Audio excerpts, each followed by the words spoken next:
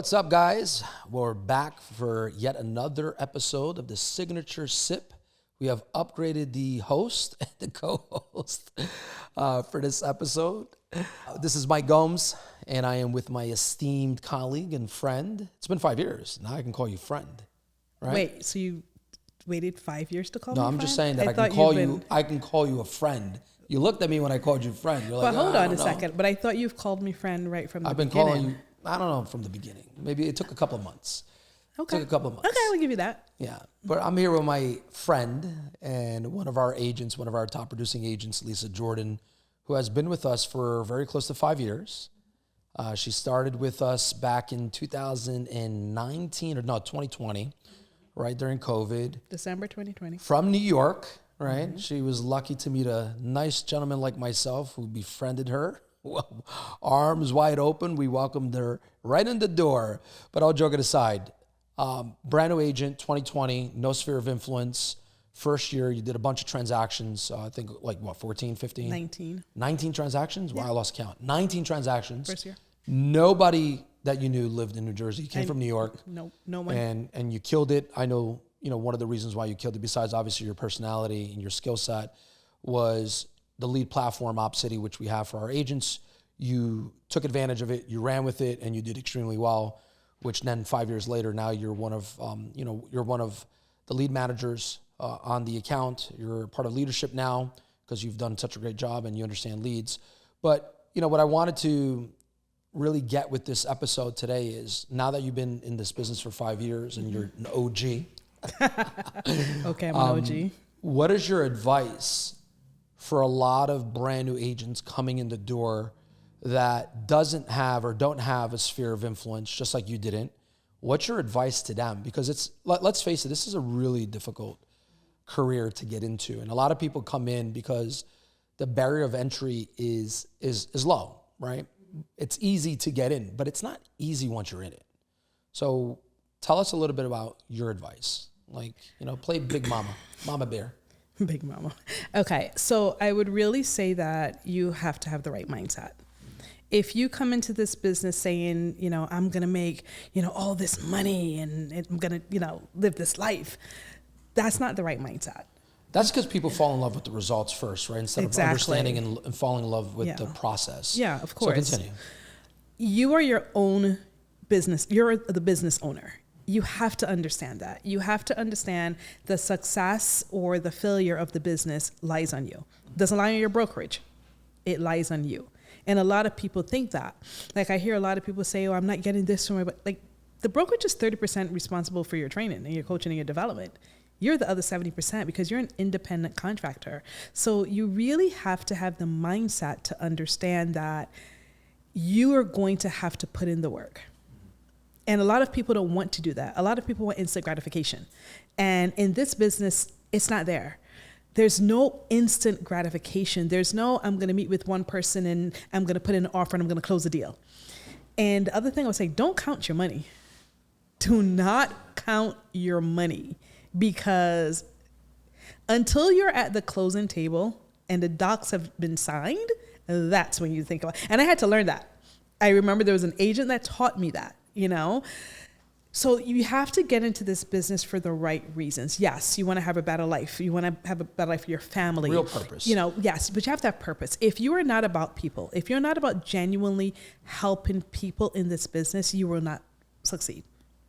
You can't make it all about the money. As you said, I came from New York. I knew absolutely no one in New Jersey. I moved to New Jersey to do another career. Did you start the trend of all these New Yorkers moving to New Jersey? I did. That was me. So I moved to New Jersey. My intention was never to be a realtor. It was not what I came here for, right? Well, tell them, obviously I know your background. Why don't you tell them a little bit about your background at Macy's? I worked for Macy's for 16 years. I was a director. 16, yeah. I worked for Macy's. I started at Macy's as a sales associate, a night part-time sales associate. And I held multiple different roles until I became a director store manager. And Macy's moved me to New Jersey to run one of their stores here, Quaker Bridge in Mercer County.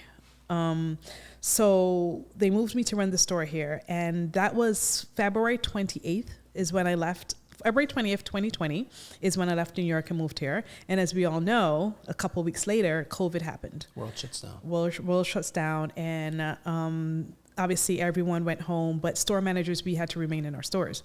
We had to protect the company's assets. So I stayed in my store through the entire shutdown.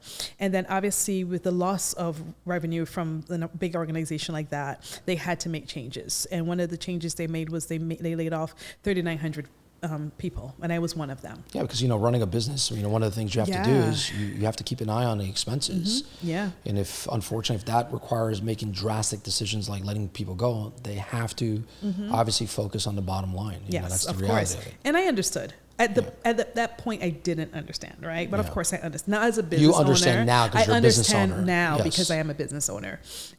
So I took some time off because I really was burnt out from retail. I've been doing it for over 20 plus years. So I was burnt out from retail. So I took a moment to think about what it is that I wanted to do. And I am a person of servitude. I'm a person of helping people. That is just my wheelhouse. That is just who I am. That is my love language, right? And I love like home decor, all these things. And I was watching a lot of HGTV and everything. And I just decided I'm going to get my license. It was one of the best decisions I've made. Don't get me wrong. A lot of times I want to jump off a bridge because this is not an easy business. Like last week. Tiny bridge.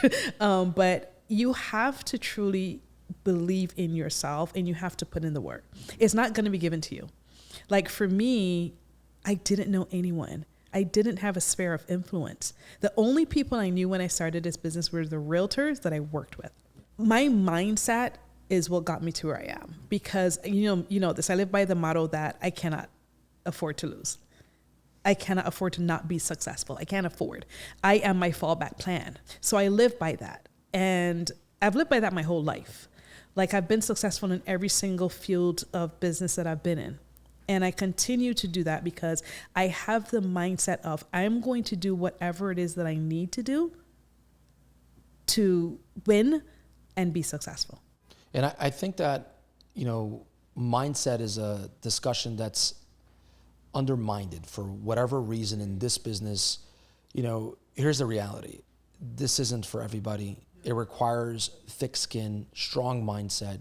You cannot be the type of person that has a victim mentality. You will lose in this business. You will. Because you will blame everything everyone and everything. Yep. And this is the type of business, like you said, right? Not counting, going back 5 minutes ago, not counting your money, right? This is the type of business that 1,000 things can happen from the moment you submit an offer to the day of closing. I've seen it all. Listen, right? There was 1 month I lost 4 deals, under contract deals. Equated to money. How much? I lost $75,000 in 1 month. Hurts. Stings. It hurts. Again, those are things you have to learn, right? Because everyone comes in thinking, oh my God, I'm going to kill it. It's going to be great. But you really have to understand the work that goes into it. And you have to have the work ethic, not just the mindset. You have to have the work ethic. Of course. I think a lot of people don't have that. And that's why they say that only 20, in general. Yeah. Not just real estate. I mean, just in general, people don't have that work ethic. That's why only 20% of realtors really make it. Yeah. Right? Like in the country, how many realtors are there? And only 1%. 1.6 million. And only 1% of them are actually doing any business. And I try to tell people that all the time. Like I listen to agents speak a lot. And when I first started, my first deal was an hour and 15 minutes from my house. And Phillipsburg? It was in Phillipsburg. Yeah, it was in Phillipsburg. I didn't know where Phillipsburg was. I'm great. I can remember that. I remember, again, lead generation platform, because that's how I had to get my business because I didn't know anyone, right? So I leveraged my lead generation platform of Up City, and I remember having conversations with my first buyer, and she was telling me she wanted to be like, and I might not be saying this correct, right? West of 80, south of 287, something like that she was telling me. And I had absolutely no idea what she was talking about. But my work ethic and my mindset of me having to be successful in this career path that I just chose, I would be up until 1 o'clock in the morning I remember. And just learning stuff, understanding MLS, understanding where places were. I still can't say some of the names of some of the towns here. Like Manalapan. Shut up. Yes, I still can't say some things. I am a New Yorker. Stop it. Is it water or water? Shut up. Again. And I did that for how many leads? Like, did I close leads my first year by me? I really didn't. No. Right? Everything was like an hour away. Everything was like an hour away. But I made it doesn't help that you live in Guam. Okay, we're not gonna go there. Yes, I do live far. Willingboro. I do live far, but I didn't. Remember, I lived in Lawrence at that time. At the time, yes. I lived in Lawrence at still, that time. It was so far. That was my way of learning and educating. The reason I did it, to be brutally honest with you, I was not gonna learn the state unless I took buyers and sellers and rentals in these areas so I can understand. I educated myself on towns. I educated myself on like population. I educated myself on school systems because I know that these are questions that buyers are going to ask. And I brought my genuine self to every single interaction with people. Which that's your skill set. That is my skill set, yeah. But I brought my genuine self. And I remember like a lot of times in my first year, a lot of sellers, whether the dad or the husband who like owned homes before or were contractors or whatever, they were teaching me things. And they were okay with that because I never portrayed myself to be something that I wasn't. I let everyone know in the beginning that I was new to this. You let your ego go. There was no ego. There was no ego. I needed to be vulnerable. I needed people to understand that I might not have the answer for you right now, but trust and believe before the end of the day, I'm going to get the answer. And I called you for most of the answers. But I was also very resourceful. I had the answers. You know you didn't. And I was actually... Well, yes, you said you were very resourceful. I was very resourceful as well. You were willing to go get the information. I was willing. And you were honest about it. Hey, I was. I don't have the answer right now, 100%. but I'm going to work really hard to get you that answer soon. 100%. Yeah. And I took any lead I can get. Which it's mind-boggling to me when I hear a brand new agent saying, I don't want to drive more than 20, 25 minutes, even 40 minutes. Like, that breaks my heart. And I use you as an example. Yeah, that breaks my heart. Let me tell you about this one lady named Lisa Jordan. All right, so let's be honest. I'm 4 years plus in the business, right? Yeah. Today, I went to Mawa. Yeah, that's far. Paramus. Okay. To Edison. Yeah, that's an hour and a half. So I have literally been in my car. From one side to the other, yeah. From each one. Yeah. Was an hour. Yeah, and you factor in the traffic, yeah. Factor in my drive to get to. So I have literally been in my car for 4 hours. Again, I am an agent that's been in the business for 4 years. Why? This client started out in Princeton by me. They started there. How they got up here, I have no idea. Yeah. But a lot of people will say they won't do it. But those are my people. You know what I mean? Like, how do you tell a client, like, hey, I'm sorry, but I can't service you because you're out of my service area? Wait, 45 minutes But a lot away? of people do that, though. A lot of people do that. Don't get me wrong, it was a great price point. So, of course, I was going to do it. But these guys have been with me for almost a year. And they started out where I live, and they started out in a market that I knew. Like, okay, today they wanted to see this house. I don't have that MLS. I called the agent. I'm like, hey, the listing agent, I don't have the MLS. The listing agent said, sure, I'll open the lockbox for you. Just when you're done, lock it. Awesome. They did send another house this morning, and I called and one of our agents say, hey, can you just open the door for me? And I go, I'm not going to say no. You know what I mean? Because my biggest thing is I'm going to do a good job with you so that you tell other people about me. My biggest thing last year, and you know this, because again, I've had to use, I built my business from, yes, you do. I built my business from lead gen, right? Yeah. And I wanted to start to have my sphere.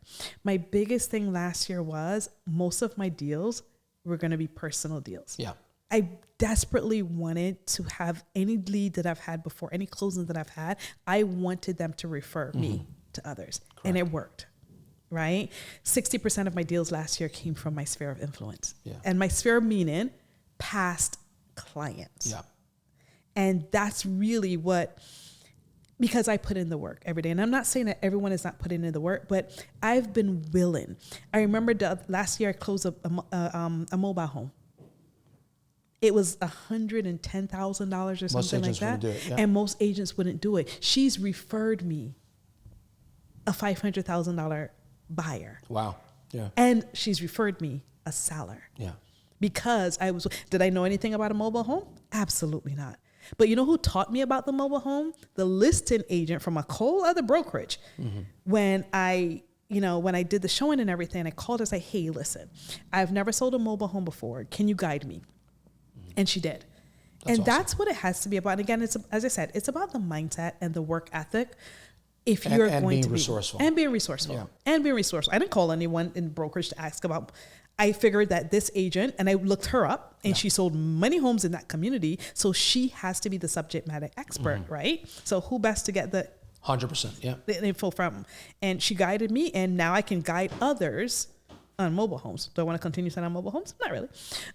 But I do have a lead right now who's looking at another one. But I'm not going to turn her away either. The reason why is I sold her daughter a house. Because you've learned, and this is the beauty about lead platforms, which I don't know why agents are so short-minded when it comes to this, right? It creates so many opportunities. And what happens is they only focus on these low-hanging fruit type leads, right? Yeah. The ones that they're connected with right now. But they forget that there's a lifelong value to every one of those leads. Even the ones that don't buy anything with you, that are just, they can't, they're not ready. They can recommend so many other people that will be ready, at some point or right now at the current moment. Yeah. I don't want to make your head grow bigger than it already is, right? Keep doing it. So if there's one thing I always remember you saying, you and I had a conversation like 2-3 years ago when we were talking about flex, right? Yeah. And you talked to me about the value of each lead. Yep. And although sometimes I'm like, this is rough, right? I use what you've said. And I work those leads because I know they will refer me. I have a flex lead that has referred me. I sold their house, purchased a house. They've referred me 2 of their family members, and I've closed houses with them. Yeah.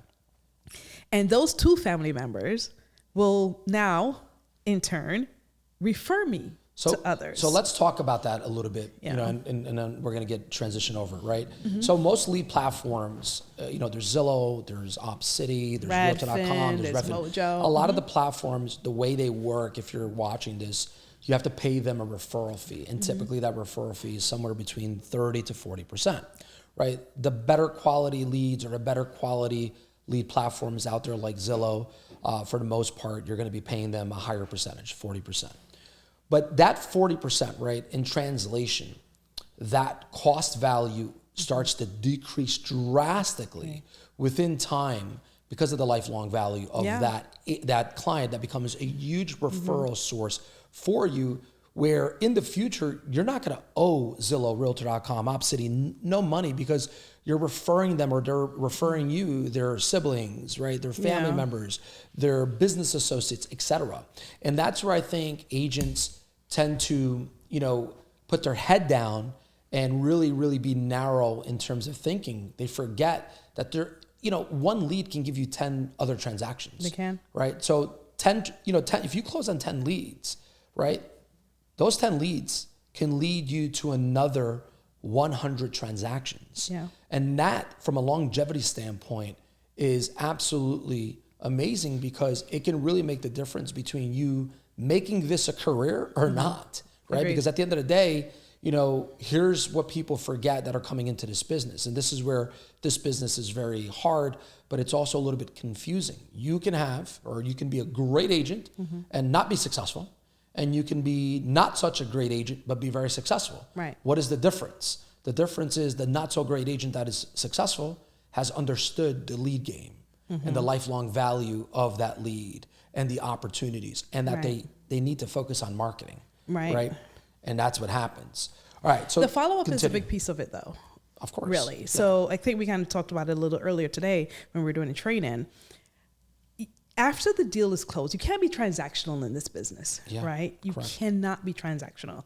After the deal is closed, I am still following up with people. I am still reaching out to them. I am still going to their homes and, dropping off stuff. And I heard this from an agent one time that they no longer take closing gifts to the closing. Didn't I give you that? No, you didn't. It wasn't you. Stop it. They take it like a month or two after. And the Which reason is for doing genius. that, which is genius. And the reason for doing that is to, again, remain top of mind. So I tried it. I had a close-in. I didn't take him anything. I say, congratulations, balloons, whatever. And 3 months later, although the gift was in my car the entire time, 3 months later, I said, hey, can I stop by? I have something to drop off for you. And I think they felt Honored. Yeah. Because That I did that. you're taking time out of your day, and what that means for them is that they're special, and that it wasn't about the commission. No. And people wasn't. forget that. Right, So yeah. let's digress here for a Sure. second and go back to what we were originally focused on, right? Brand new agent comes in the door. Like, what is your advice to them that will make the difference between, them wanting to leave the business or them looking at their business and saying, I can really make this a career. I can see sustainability and longevity. Because I could give you, I could tell you what I think. Tell me what you think. Take on every opportunity, be on every lead platform, go to a brokerage that is on multiple lead platforms, and just work the hell out of those leads. Okay. The way you did it, like you had Right. 19 transactions. Right. How many of them came from leads, from a lead All platform? of them. I didn't have any. There we go. I didn't have any. think I about didn't know it. anybody. 19 So all of transactions. So them. your first year, 19 transactions. Let's say the Yeah. average commission was, I don't know, 10,000. That's 190. That's $200,000 in gross commission income, right? So less than 1% of agents. Well, put it this way: statistically wise, right? 1% of agents make that kind of money, GCI wise, right? In their first year, I don't know what the figure is, but it's way, like if you took all brand new agents, it's way less than 1% that actually get to do that Agreed. sort of GCI or unit count. Forget new agents, just agents in general. Yeah. Right? Agents in general. Well, no sphere. Not that I'm tooting your horn here, but it is quite amazing. So why don't we talk about that? Like, Sure. brand new agent comes in the door. Lisa, what do you suggest? As you said, take on everything. Here's my biggest thing I would say though, and you don't know it until you know it. The reason I came to Signature, and again, I had a foot in the door. It wasn't my good looks. It was definitely not your good looks. I had a foot in the door somewhere else, and you know this. Correct. I am very big on culture. I'm very big Hopefully on that support. foot is out of the door. I'm very big on culture, and I'm very big on training, right? Yeah. I'm very big on training. I'm very big on community so that will foster my willingness to learn, right? I feel like when you're a brand new agent and you're out there on an island by yourself, you get discouraged very easily. 100%. And very quickly because there's no support system. I would have never gone to a brokerage that didn't have an office. And you live an Ever. hour away. And I from live us. an hour away. Yeah. Right? I never would have gone to a brokerage that didn't have an office. I couldn't. Yeah. Because what are you learning? You're solo. You're not interacting with your peers. You're not bouncing ideas off of anyone. You're not listening to other people's ideas. So for me, that was very big. Like I would say, make sure you're planting your roots as a brand new agent in a place where you're going to get what you need. Me, I need to learn best practices from others. Yeah. I need to hear what And you other needed, people and are you also doing. needed to be on the field. I need to be, yes, 'cause 100%. You're communing, like exactly. you can adapt. Yes. Right. So I you could needed adapt. to be at a brokerage that could afford to give you those opportunities. Because a lot of Right. brokerages don't. It's like, hey, here's a desk, here's a phone, call, Right. And cold call until your fingers obviously turn blue. Right. Right. In your case, it was like, all right, what do you guys have? All right, you have platforms, great. I can now get connected to a warm lead, have a warm conversation, and now the Right. runway is a lot shorter. So I'm going to be out the door all the time doing showings, right? Right. Yep. Talking to clients, boom, Yeah. boom, boom, right? That's what you needed. Yeah, that's what I needed. And I think a lot of people need that too. Like, let's think about our brokerage, for instance, right? Yeah. Like, since I've been here, we've gained like over 300 agents. Yeah. How many of those 300 agents, right? Let's look at the ones who are still with us now. Yeah. The successful ones that are still with us now that come to the office often or participate Correct. often versus ones you hardly ever see. The ones that are not engaged. The ones that are not engaged. Yeah, and that's a How decision they successful- And they can, again, That's a independent decision they make, contractors, they can. But I truly believe that there's a lot of different reasons why you need to choose your brokerage, right? But a lot of people choose a brokerage over the finance. Oh, how much money? Like, what's the commission structure? What does that look like? Yeah. I chose my brokerage based on, I felt a connection and I felt it was a place that I can learn and grow. That was my first part, right? And I would say that to everyone. My second part is you have to really kind of look deep within and ask yourself, do you really want this? And what are you willing to sacrifice to have this? Because it is a sacrifice. Understand that. It is going to be a sacrifice. You're sacrificing your weekends. Yep. Right? You're sacrificing time during the day to make sure that you're prospecting.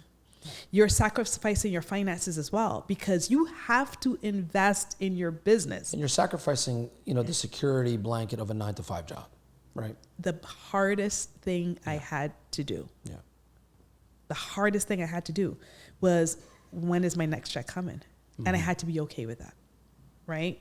I had to be okay with that. It's a very difficult transition for a lot of people. It's a very difficult transition. It was for me too.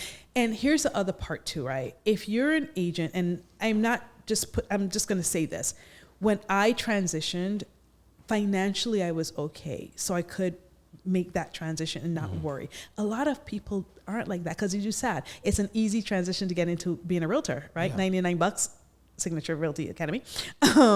And you become a realtor. But then you don't have the financial back end to invest into your business. Correct. Then you should be working 10 times harder. And which I don't get that mindset or lack of mindset. Right. Yeah. Then you should be working 10 times harder, because you now need to really, truly get out there. There are some people who can get into this business who can hire a cold caller, who can send out mailers, who can, do a lot of marketing. And there's some people who can't.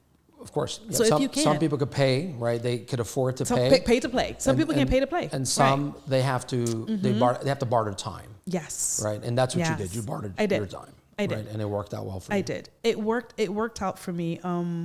Don't get me wrong. There were some things I could have done differently. Of course. Yeah. I made a lot of mistakes in the beginning. And my mistakes in the beginning was because I wanted to be everything to everyone. Right? I wanted to help. My biggest thing was I wanted to help everyone. Because you come from a place of service. Because I come from a place of service. And I had to learn that I couldn't. Right?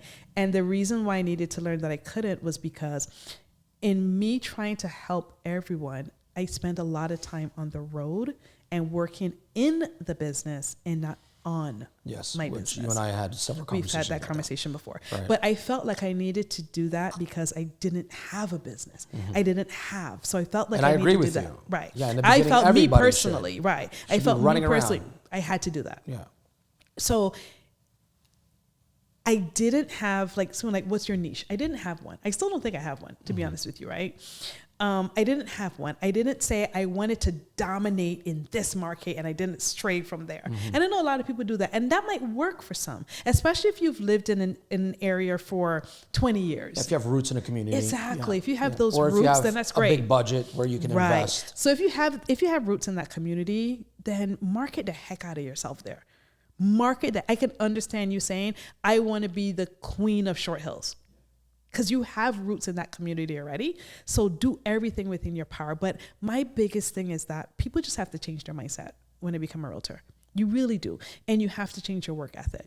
If you're not willing to answer your phone past 6 o'clock, if you're not willing to be out every weekend, Saturday and Sunday, if you're not willing to drive more than 30 minutes past your zip code, I don't know truly. Yeah, this is a sacrifice-driven type of business. It is. Just to recap, right? Like in conclusion, anybody that's out there that's coming in, or you're thinking about getting your real estate license, go to a brokerage that's going to be able to create opportunities for you by putting you in a bunch of lead platforms. A brokerage that's going to make you run, right? That's going to make you run, not take baby steps. Because I hear a lot of people talk about like, oh, you should take baby steps. No. Go to a brokerage where they're going to put your back against the wall and you're going to have to go out there, show properties, work with clients, make cold calls, have, opportunities where you're making also warm calls to warm leads. A brokerage that's going to get you really acclimated in a very short period of time, because that is how you're going to learn. When your back's against the wall and you have no other choice but to figure it out and understand that you have a support system behind you and people that are cheering you on. That's what I would recommend for anybody that's out there that's new or that's thinking about getting a real estate license. And Lisa, she adapted very well. She got acclimated very quickly because of her mindset. She's like, I'm going to take on every opportunity that comes my way. I'm going to put my head down. I'm just going to go to work, and I'm going to forget about everybody else. I'm going to prove to myself that I can do this. I didn't care about anybody else. Exactly. I cared about, you were in competition with yourself. And that's a big thing too. I never, you know this about me, I don't look at what anyone else is doing. Mm-hmm. The only reason I will look at what you're doing is to see how can I learn from you. Mm-hmm. I don't ever look at this person is better than me. You stay in this your lane. person's, I stay in my lane. Yeah. I stay in my lane, and I'm focused on how do I become a better version of myself every single day. I cut the noise out. Yeah. I've never called you and said, oh my God, like this person did this and da da da. Like, no. I've never done that. No. I don't ever look at that. And I think that's a big thing and don't let social media fool you.